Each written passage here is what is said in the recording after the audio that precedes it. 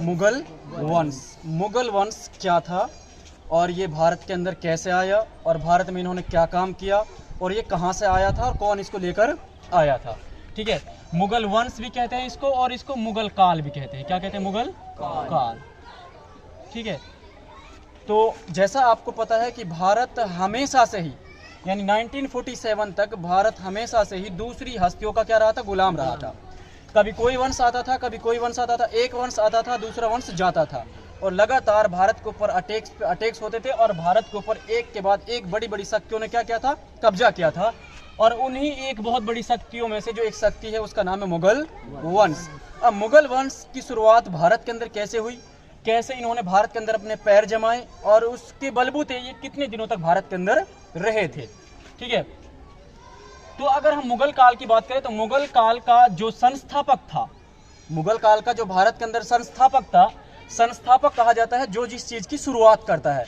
तो भारत के अंदर मुगल काल की जो शुरुआत की थी वो की थी बाबर ने। किसने की थी? बाबर ने। ठीक है भाई, बाबर सबसे पहले भारत के अंदर आया था। बाबर सबसे पहले कहाँ आया? भारत के अंदर आया था और ये आया था 1526 को। कब आया था? सन 1526 को बाबर ने भारत के अंदर अपनी क्या की? शुरुआत की। और जब ये भारत के अंदर आया, जब बाबर यहाँ पर आया था तो यहाँ पर एक वंश चलता था। ठीक है, जिसका नाम था लोदी वंश। क्या था? लोदी वंश, जिसको दिल्ली सल्तनत कहा जाता है। क्या कहा जाता है? दिल्ली सल्तनत। ठीक है, तो यहाँ पर दिल्ली सल्तनत थी और जो लोदी वंश था इसका जो राजा था वो था इब्राहिम लोदी। कौन था भाई? इब्राहिम लोदी। यानी जब यहाँ बाबर ने भारत के अंदर कदम रखे 1526 में, तो उस समय भारत का जो राजा था गद्दी किसके पास थी? इब्राहिम लोदी के पास थी। कौन आया? जब बाबर आया। तो बाबर जब आया, अब बाबर भी अपने आप में बहुत ताकतवर व्यक्ति था और इधर इब्राहिम लोदी भी बहुत ताकतवर राजा था। ठीक है, लेकिन बाबर ने इससे पहले भारत पर लगातार 5 बार आक्रमण किए थे। कितने? 5 बार आक्रमण कर चुका था बाबर पहले ही। तो बाबर का जो पूरा नाम था, बाबर का पूरा नाम था मोहम्मद जहीरुद्दीन बाबर। क्या नाम था? मोहम्मद जहीरुद्दीन बाबर। तो इसका पूरा नाम क्या था? मोहम्मद जहीरुद्दीन बाबर। बाबर इसको शॉर्ट में कहा जाता है, लेकिन पूरा नाम था इसका मोहम्मद जहीरुद्दीन बाबर। तो जो बाबर का जन्म हुआ था वो 1483 में हुआ था। कब हुआ था? 1483 के अंदर इसका जन्म हुआ था और इसका जन्म हुआ था उज्बेकिस्तान के अंदर। कहाँ हुआ था? उज्बेकिस्तान। कहाँ हुआ था? उज्बेकिस्तान के अंदर इसका जन्म हुआ। 1526 में भारत आया, लेकिन उससे पहले जब इसका जन्म हुआ था 1483 में हुआ था, उज्बेकिस्तान में हुआ था। और जो बाबर थे, इसके पिता का, बाबर के पिता का नाम था उमर शेख मिर्जा। क्या नाम था? उमर शेख मिर्जा। क्या नाम था? उमर शेख मिर्जा। इसके जो पिताजी थे ना वो भी फरगना के शासक थे। क्या थे? फरगना के शासक। इसके पिताजी भी शासक थे, ये भी बड़े ताकतवर व्यक्ति थे। लेकिन जो बाबर था, बाबर भी बड़ा ताकतवर था। तो जब बाबर 1483 ने जन्म लेने के बाद जैसे जैसे बड़ा हुआ, इसका पालन पोषण ही कैसे परिवार में हुआ था? एक राजा के परिवार में हुआ था। तो ये भी बड़ा साहसी था, हिम्मत वाला था। तो 1526 में जब हिंदुस्तान आया तो हिंदुस्तान में आते ही इसका जो मुकाबला था वो किससे हुआ? इब्राहिम लोदी से हुआ। तो इसके जो टोटल पत्नियां थी वो 11 पत्नियां थी। कितनी पत्नियां थी? 11 पत्नियां। इसकी कितनी पत्नियां थी? 11 पत्नियां थी और इसकी 5 बेटियां थी। कितनी बेटियां थी? 5 बेटियां। ठीक है भाई। और ये फारसी भाषा बोलता था। कौन सी भाषा? फारसी भाषा बोलता था। कौन? मोहम्मद जहीरुद्दीन बाबर। फारसी भाषा ये बोलने वाला था, फारसी भाषा जानता था अच्छे से। तो इन्होंने एक किताब लिखी थी जिसके अंदर इसके पूरा जीवन है, जिसको बायोग्राफी भी कहा जाता है, ऑटोबायोग्राफी जिसको कहा जाता है। इसके जीवन से जुड़ी हुई एक किताब है जिसका नाम है बाबरनामा। क्या नाम है? बाबरनामा। बाबर ने खुद अपनी जिंदगी के ऊपर एक किताब लिखी है। उस किताब के द्वारा उसकी जिंदगी को क्या किया जा सकता है? पढ़ा जा सकता है। और उस किताब का नाम था बाबरनामा, जो इन्होंने फारसी भाषा में लिखी है और बाद में इसको बहुत सारी भाषाओं में कन्वर्ट कर दिया गया था। ठीक है, तो बाबर ने जब पहली बार कहाँ कदम रखा? भारत के अंदर, भारत की सरजमी के ऊपर कदम रखा, तो इसकी मुलाकात सबसे पहले किससे हुई? इब्राहिम लोदी। तो इन्होंने इब्राहिम लोदी से जंग का ऐलान कर दिया। इब्राहिम लोदी से हम क्या लड़ेंगे? लड़ाई लड़ेंगे। तो इब्राहिम लोदी से इन्होंने लड़ाई लड़ी पानीपत के अंदर। कहाँ लड़ी? पानीपत के अंदर।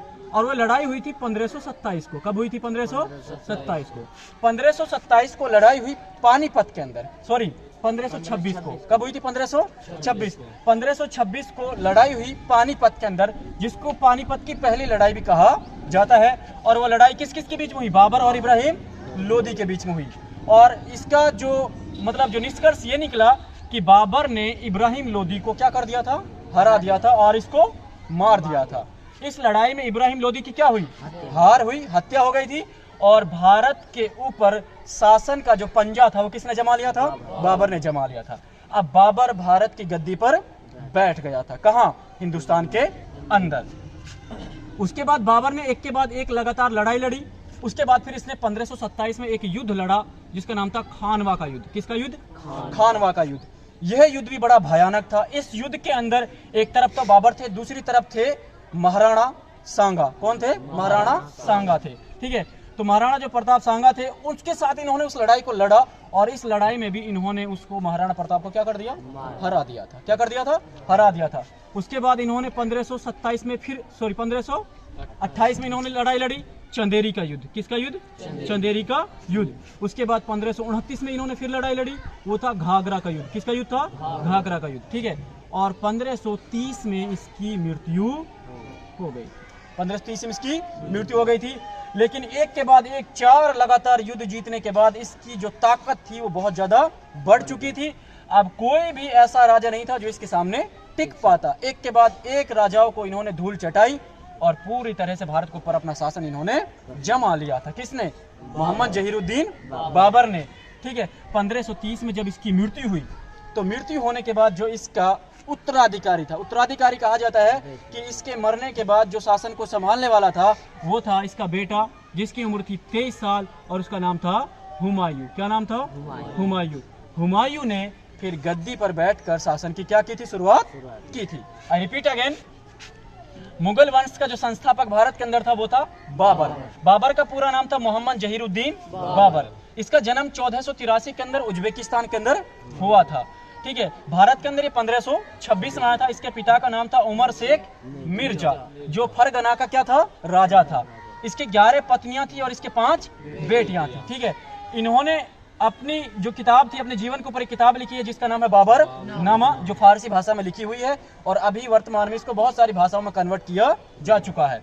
ठीक है, तो जब मुगल वंश के संस्थापक बाबर भारत के अंदर सबसे पहले आए थे तो उस समय भारत के अंदर जो राजा था दिल्ली सल्तनत का वो था इब्राहिम लोदी। तो इब्राहिम लोदी से पानीपत के अंदर 1526 में पहली बार जब लड़ाई हुई थी तो किसकी हुई थी? बाबर और इब्राहिम लोदी के बीच में हुई थी। और उस लड़ाई को पानीपत की पहली लड़ाई भी कहा जाता है। और उस लड़ाई के अंदर, पानीपत की पहली लड़ाई में, बाबर ने इब्राहिम लोदी को हरा दिया था, यहाँ तक कि उसको मार दिया था। और मारने के बाद जो भारत के अंदर इन्होंने अपने पैर जमाए और भारत के अंदर एक नए वंश की शुरुआत की थी, वो था मुगल वंश। और आज भारत के अंदर जो ऐतिहासिक इमारतें हैं, इन्होंने बहुत बड़ी बड़ी इमारतों का भी क्या करवाया है? निर्माण करवाया है। जितनी भी ये इमारतें आप देखते हो भारत के अंदर, चाहे ताजमहल है, चाहे हम लाल किला की बात करें, लाल किला हो गया, जामा मस्जिद हो गई, एलोवेरा की गुफा वगैरह हो गई, ये सारी चीजों का निर्माण किसने करवाया था? मुगल वंश के राजाओं ने करवाया था। एक के बाद एक लगातार ये वंश चलता रहा और ये वंश लगातार 1526 से चला था और ये 1857 तक रहा था। भारत के अंदर बाबर मुगल वंश की शुरुआत 1526 में हुई थी और इसका जो अंत हुआ था वो 1857 में हुआ था। तो आज हमने पढ़ा है मुगल वंश के पहले संस्थापक बाबर के बारे में।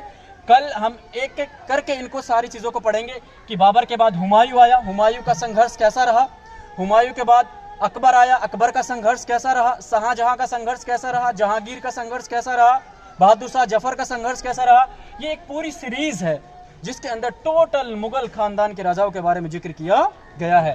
तो ये जो कथा थी ये किसके बारे में है? बाबर के बारे में है कि बाबर किस तरह का राजा था और किस तरह से इन्होंने भारत के अंदर शुरुआत की थी। ठीक है।